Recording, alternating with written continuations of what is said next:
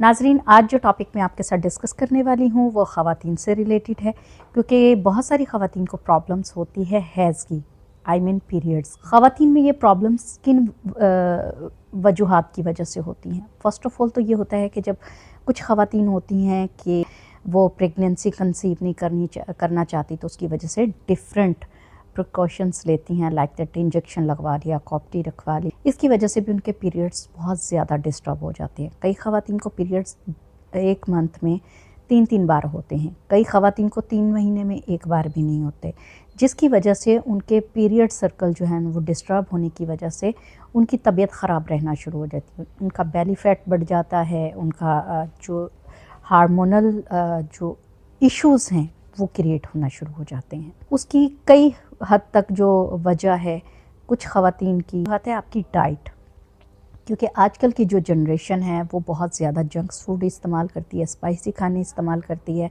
Pizza burger की तरफ ज़्यादा उनका रुझान है।